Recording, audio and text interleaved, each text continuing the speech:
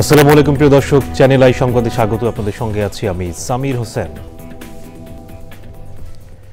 বিস্তারিত সংবাদের শুরুতে জানিয়ে দিচ্ছি ফ্রেশ আটা ময়দা সুজি সংবাদ শিরোনামগুলো। যুক্তরাজ্য, চীন ও বাংলাদেশের চিকিৎসকদের সমন্বয়ে খালেদা জিয়া চিকিৎসা চলছে, গুজবে কান না দিয়ে দোয়া করতে দেশবাসীর প্রতি আহ্বান। উপদেষ্টা পরিষদের বিশেষ সভায় বেগম খালেদা জিয়াকে রাষ্ট্রের অতি গুরুত্বপূর্ণ ব্যক্তি ঘোষণার সিদ্ধান্ত, অবিলম্বে কার্যকরে সংশ্লিষ্টদের নির্দেশ। সহিংসতার আশঙ্কায় যারা ভোট দিতে পারেননি তাদের আনাই নির্বাচন কমিশনের চ্যালেঞ্জ মনে করে ইইউ, ইসির প্রস্তুতিতে সন্তোষ। এবং মানিকগঞ্জের দৌলতপুরের প্রকৃতি ও জীবন স্বাস্থ্যসেবা কেন্দ্রে শীতবস্ত্র বিতরণ ও চিকিৎসা, প্রান্তিক মানুষের জীবনমান উন্নয়নে সবাইকে এগিয়ে আসার আহ্বান।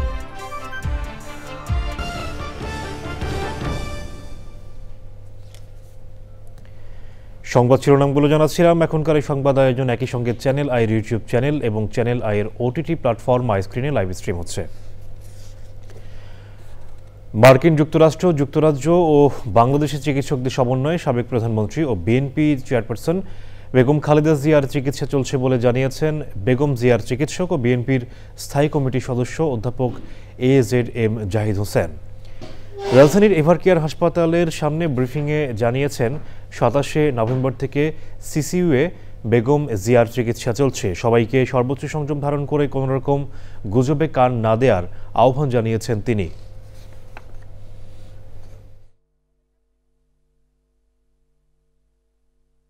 আমেরিকা, ইউকে এবং বাংলাদেশের চিকিৎসকদের যৌথভাবে গঠিত মেডিকেল টিমের অধীন চিকিৎসাধীন থাকা অবস্থায় ওনাকে গত 27 তারিখ থেকে সিসিইউতে উনি চিকিৎসাধীন আছেন। আল্লাহর অশেষ মেহেরবানিতে ডাক্তাররা যে চিকিৎসা দিচ্ছেন সেই চিকিৎসা সেটি উনি গ্রহণ করতে পারছেন, অথবা আমরা যদি বলি মেনটেন করছেন। দলের পক্ষ থেকে আমাদের দলের ভারপ্রাপ্ত চেয়ারম্যান জনাব তারেক রহমান সার্বক্ষণিকভাবে ওনার চিকিৎসার তদারকি করছেন। চিকিৎসার সমস্ত বিষয়ে উনি দেশে বিদেশি চিকিৎসকদের সাথে আমাদের মাধ্যমে যোগাযোগ রাখছেন। আমাদের দলের পক্ষ থেকে জানানো হয়েছে আমাদের দলের সিনিয়র যুগ্ম মহাসচিব জনাব রিজভী আহমেদ ওনার স্বাস্থ্য ব্যতীত অন্যান্য বিষয়ে আপনাদেরকে মাঝে মাঝে ব্রিফ করবেন। আর আমি ডাক্তার AZM জাহিদ হোসেন, দলের একজন কর্মী, আমি আপনাদেরকে ওনার স্বাস্থ্য নিয়ে ব্রিফ করব। এর বাইরে আপনারা অন্য কারো ব্রিফিংয়ের প্রতি কোনো ধরনের কান না দেওয়ার জন্য দল আপনাদেরকে অনুরোধ করেছে। আপনারা যদি এটা মানেন, ফলো করেন, তাহলে আর কোনো গুজবের ছড়ানোর সুযোগ থাকে না।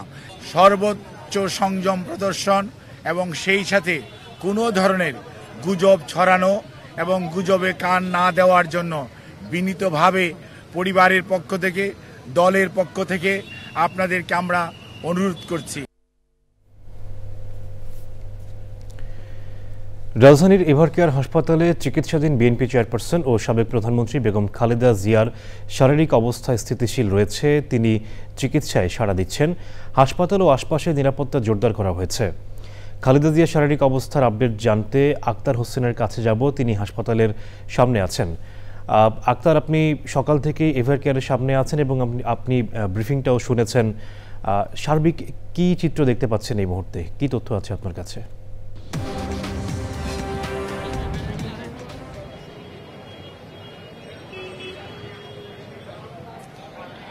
সামির, সাবেক প্রধানমন্ত্রী বিএনপি চেয়ারপারসন বেগম খালেদা জিয়া চিকিৎসায় কিছুটা সাড়া দিচ্ছেন, এটাই কিছুক্ষণ আগে জানিয়েছেন খালেদা জিয়ার ব্যক্তিগত চিকিৎসক ও মেডিকেল বোর্ডের অন্যতম সদস্য ডাক্তার AZM জাহিদ হোসেন।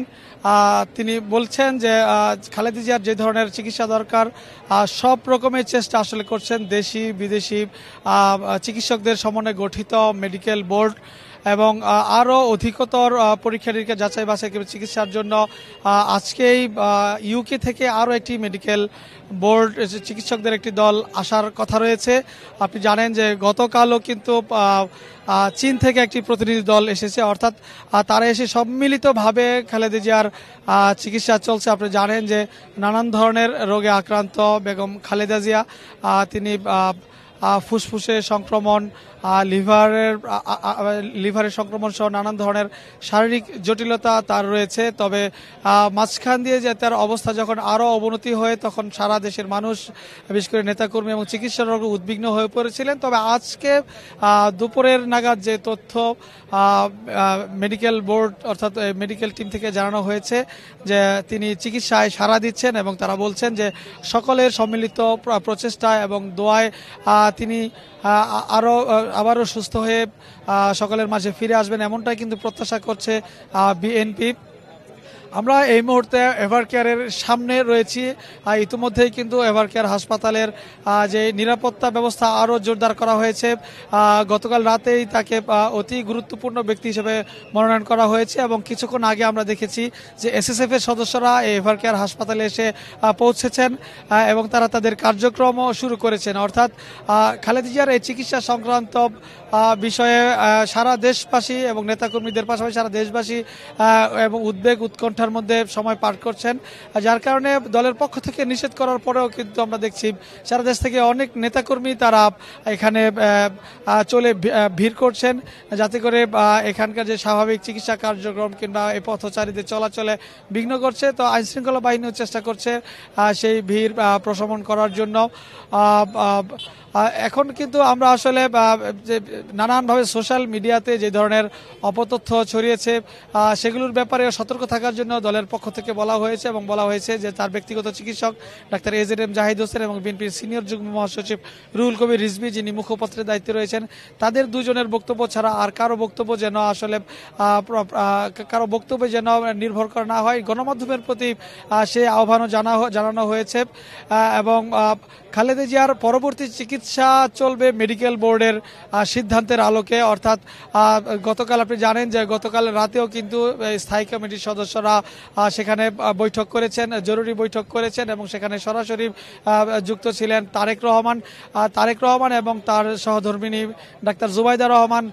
সরাসরি কিন্তু এই পুরো চিকিৎসাটি তদারক করছেন এবং দেশে থেকে অর্থাৎ হাসপাতালে বেগম খালেদা জিয়ার ছোট ছেলের স্ত্রী বেগম সৈয়দা শামিলা রহমান তিনি রয়েছেন, তিনি পুরো চিকিৎসার বিষয়টি দেখভাল করছেন। এছাড়া পরিবারের সদস্য এবং মেডিকেল বোর্ডের সদস্য ছাড়া কারোই কিন্তু আসলে খালেদা জিয়ার কাছাকাছি পৌঁছানোর কোনো সুযোগ নেই, যেহেতু এখন একটি ক্রিটিক্যাল অবস্থায় রয়েছে। অর্থাৎ খালেদা জিয়া ক্রিটিক্যাল কেয়ারে রেখেই চিকিৎসা দেওয়া হচ্ছে। তো খালেদা জিয়া যেহেতু এখন রেসপন্স করছেন, তো তারা বলছেন যে আরও যদি কিছুটার উন্নতি হয় তাহলে হয়তোবা বিদেশে নেওয়ার অথবা পরবর্তী আপডেট সম্পর্কে তারা মেডিকেল বোর্ডের সিদ্ধান্তের আলোকেই সেগুলো জানা যাবে।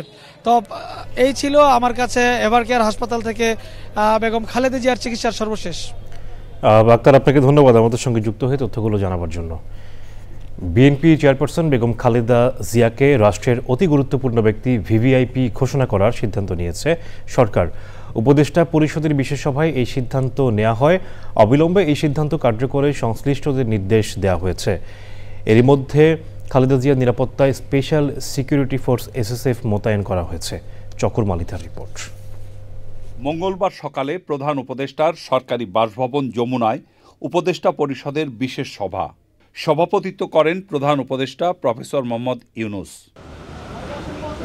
সভা শেষে সিদ্ধান্ত সাংবাদিকদের কাছে তুলে ধরেন পরিকল্পনা উপদেষ্টা।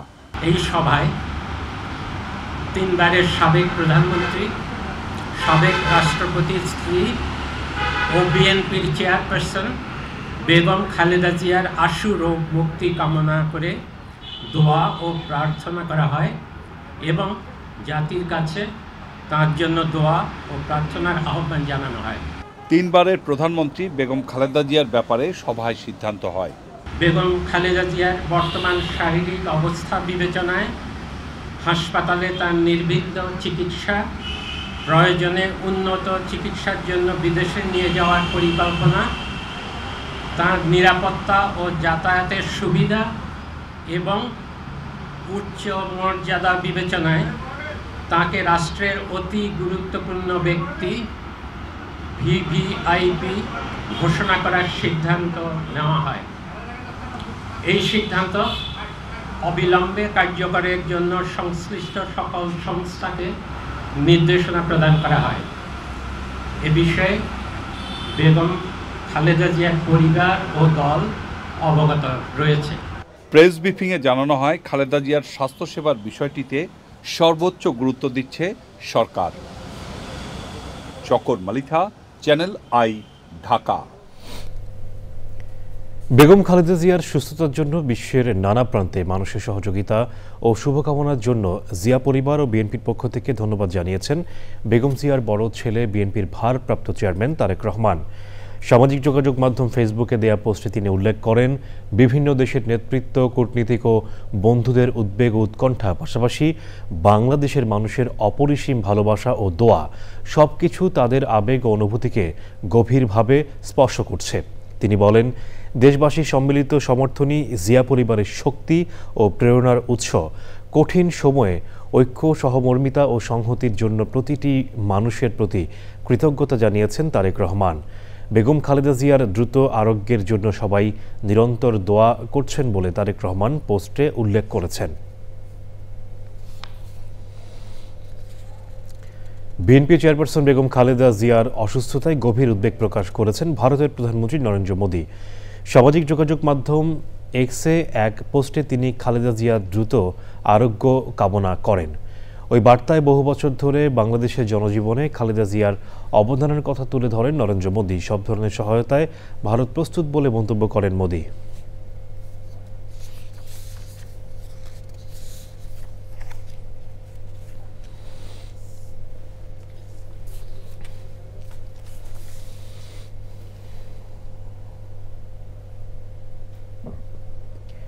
এবারে জাতীয় সংসদ নির্বাচন 2026।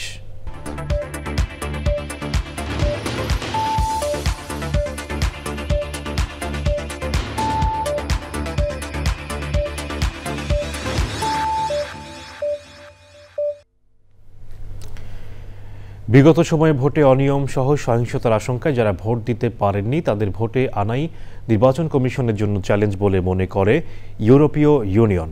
সকালে প্রধান নির্বাচন কমিশনার এএমএম নাসির উদ্দিনের সঙ্গে বৈঠক করে ঢাকায় ইউরোপীয় ইউনিয়নের 4 সদস্যের প্রতিনিধি দল। পরে ইইউ রাষ্ট্রদূত মাইকেল মিলার বলেন, নির্বাচন নিয়ে ইসির প্রস্তুতি সন্তোষজনক। তিনি আরও জানান, এবার বড় পরিসরে পর্যবেক্ষক দল পাঠাবে ইউরোপীয় ইউনিয়ন। মাইকেল মিলার বলেন, গণভোটের প্রক্রিয়া নিয়ে মানুষের মধ্যে প্রশ্ন থাকলেও ইসির পর্যাপ্ত প্রস্তুতি আছে বলে মনে করেন তিনি। গণতান্ত্রিক অগ্রযাত্রায় আস্থা ফেরানোর চ্যালেঞ্জ বাংলাদেশে রয়েছে বলেও মনে করে EU.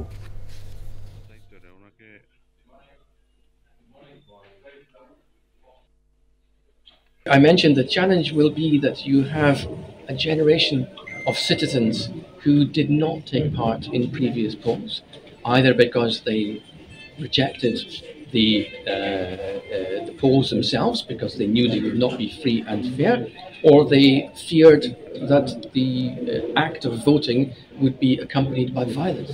So you have a whole generation of individuals, and maybe more, who have never cast their vote. That will be a challenge because people need to understand what they're doing.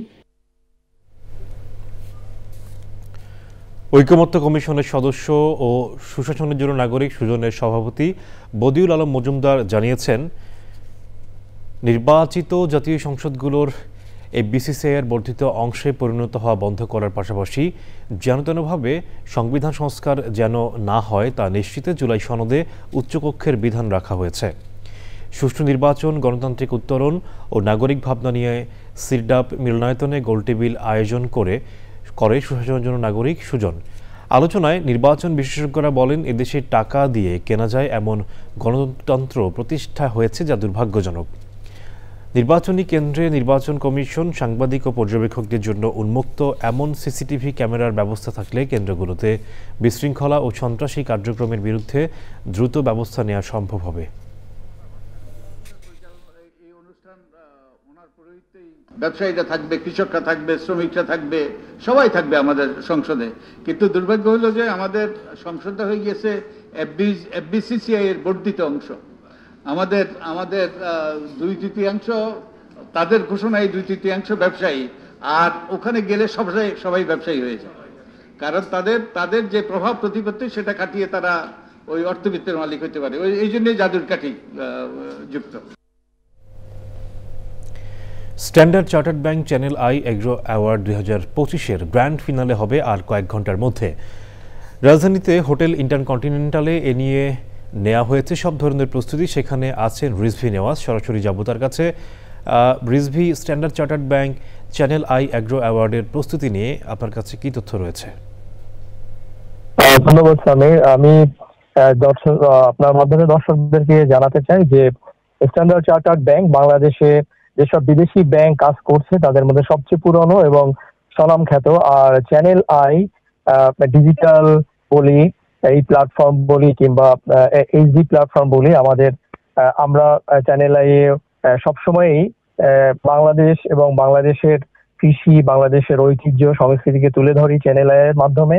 তো দুইটি স্বনামধন্য প্রতিষ্ঠান এক হয়েছে 2014 সাল থেকে এবং কৃষকদেরকে সম্মানিত করার কাজে চ্যানেল আই বরাবরই এই কাজটি করতে থাকে। জনাব শাইখ সিরাজ, কৃষি উন্নয়নে গণমাধ্যম ব্যক্তিত্ব, উনি কৃষি নিয়ে যে 4 দশকের যে পথচলা, সেই পথচলায় কৃষির যে নায়ক, এই নায়কদেরকে সম্মানিত করার যে উদ্যোগ, সেই উদ্যোগে স্ট্যান্ডার্ড চার্টার্ড ব্যাংক এবং চ্যানেল আই এর এইটি একসাথে এটি 10ম আয়োজন।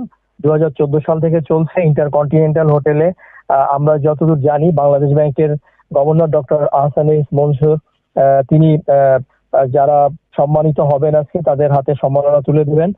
আমি দর্শকদের জানিয়ে রাখি যে 11 জন ব্যক্তি ও প্রতিষ্ঠানকে এবার বিভিন্ন ক্যাটাগরিতে পুরস্কৃত করা হচ্ছে এবং এই আয়োজনে কৃষক যারা পরিবর্তনের নায়ক, যারা বাংলাদেশের অর্থনীতিকে বাঁচিয়ে রেখেছে এবং আমাদের খাদ্যের যোগান দিচ্ছে, সেই কৃষক প্রতিনিধি সহ সমাজের বিভিন্ন পেশার গণ্যমান্য ব্যক্তিরা উপস্থিত থাকবেন এবং এই আয়োজনটিকে সার্থক করার জন্য চ্যানেল আই এর তরফ থেকে এবং স্ট্যান্ডার্ড চার্টার্ড ব্যাংকের তরফ থেকে সব ধরনের আয়োজন এরই মধ্যে সম্পন্ন হয়েছে। শেষ মুহূর্তের যে টুকিটাকি ঘষা মাজা এটি চলছে।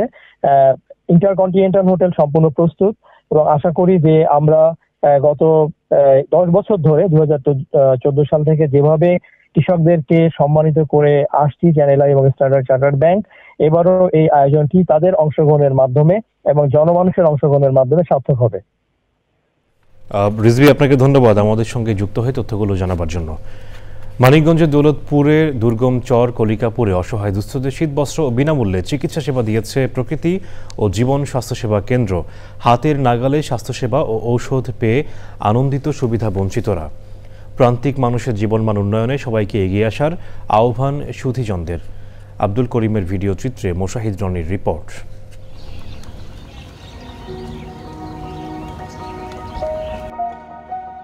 দিনপঞ্জিতে অগ্রহায়ণের মধ্যভাগ হলেও দেশ জুড়ে শীত নেমেছে আর অন্তত সপ্তাহ দেড়েক আগেই।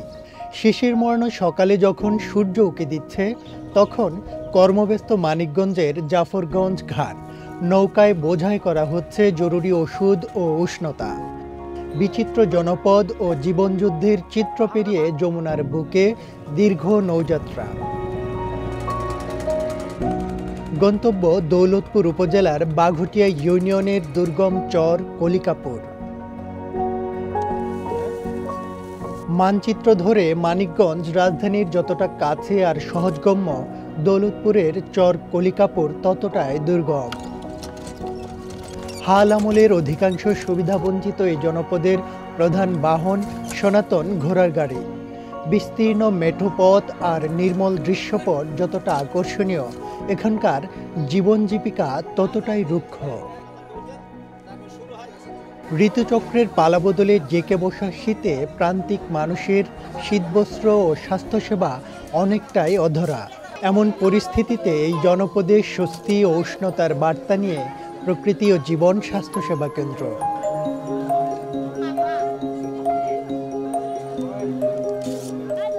দুর্মূল্যের বাজারে বিনামূল্য স্বাস্থ্যসেবা ও কম্বল পেয়ে স্বস্তি জানিয়েছেন সুবিধাবঞ্চিতরা। ওষুধ দিছে, কম্বল দিছে, আমাদের খুব ভালো হয়েছে। শীতের মধ্যে খুব হয়েছে, উপকার হয়েছে। কম্বল দিছে, ওষুধ দিছে, আমরা এতে খুশি। ওষুধ পাইছি ফ্রি।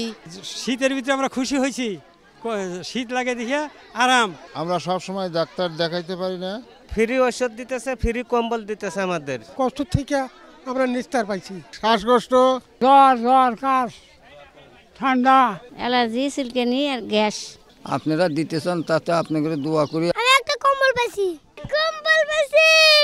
শুধু সাময়িক সহায়তা কিংবা সেবায় নয়, দুর্গম চরাঞ্চলের মানুষের জীবনমান উন্নয়নে দীর্ঘমেয়াদী পরিকল্পনা ও উদ্যোগের তাগিদ সুধীজনদের। এই মহতি কাজটি করতে পেরে আমাদের নিজেদের কাছে ভালো লাগছে। আমি মনে করি যদি আমাদের পাশাপাশি আরও অন্য কোনো প্রতিষ্ঠান এগিয়ে আসে তাহলে এই চরবাসীর জন্য বিশাল উপকার হবে। প্রান্তিক জনপদের জীবনমান উন্নয়ন ছাড়া দেশের টেকসই অগ্রযাত্রা নিশ্চিত অসম্ভব বলছেন বিশেষজ্ঞরা। Moshahid Roni, channel I. পার্বত্য শান্তি চুক্তি সইয়ের ২৮তম বর্ষপূর্তি আজ। এত বছরেও শান্তি চুক্তির পূর্ণাঙ্গ বাস্তবায়ন না হওয়ায় হতাশা আর ক্ষোভ প্রকাশ করেছেন পাহাড়ে বসবাসরতরা। পার্বত্য শান্তি চুক্তির সমস্যা সমাধান করে পাহাড়ে সব সম্প্রদায়ের মধ্যে শান্তি বিরাজ করুক, এমনটিই চান তারা। রাঙামাটি থেকে মনসুর আহমেদের পাঠানো তথ্য ভিডিও চিত্রে আমিনা রহমান সুপ্তির রিপোর্ট।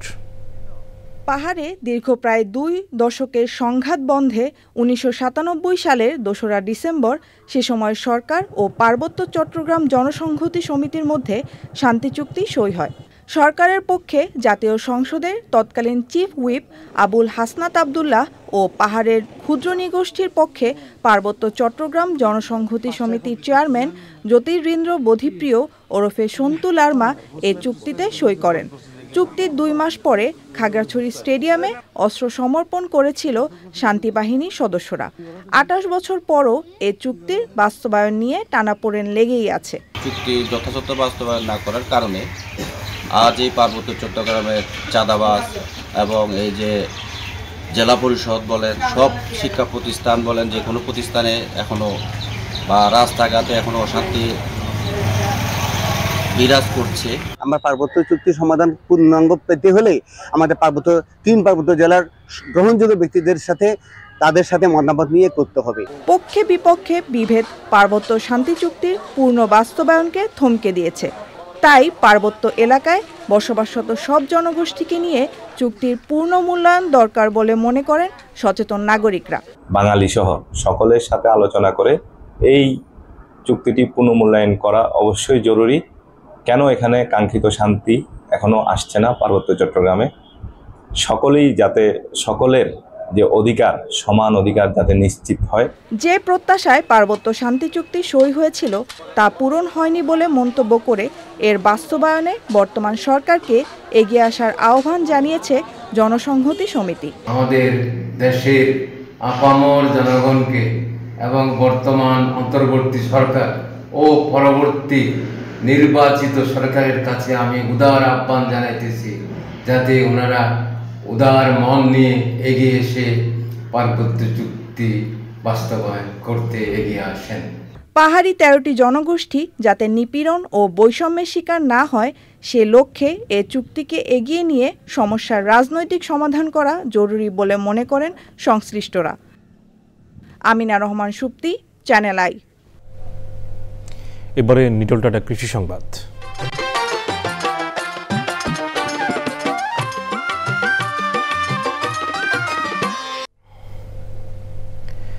দেশে বেশ কয়েক বছর ধরে উপকূলীয় নদীতে ভাসমান খাঁচায় কোরাল মাছ চাষের পরীক্ষা নিরীক্ষা চলছে। সাতক্ষীরায় সুন্দরবন সংলগ্ন মালঞ্চ নদীতে এবার খাঁচায় কোরাল মাছ চাষে এসেছে আশানুরূপ সাফল্য।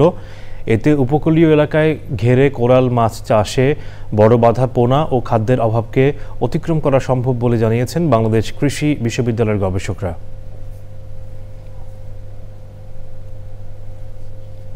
এবারে প্রকৃতি সংবাদ।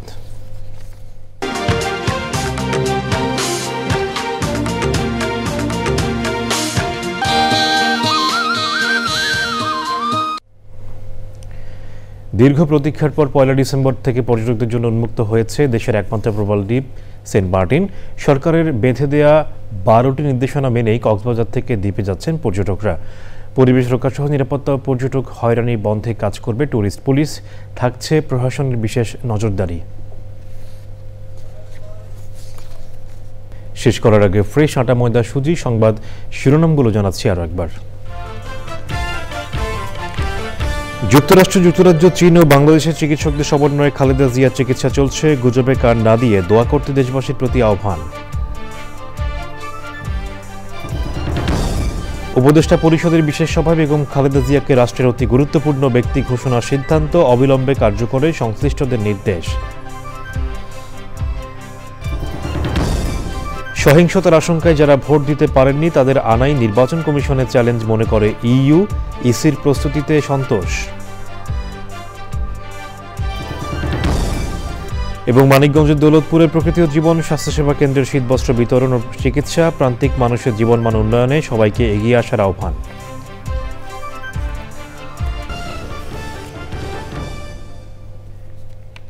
এখনকার সংবাদ আয়োজন এ পর্যন্ত। এতক্ষণ সাথে থাকার জন্য ধন্যবাদ সবাইকে।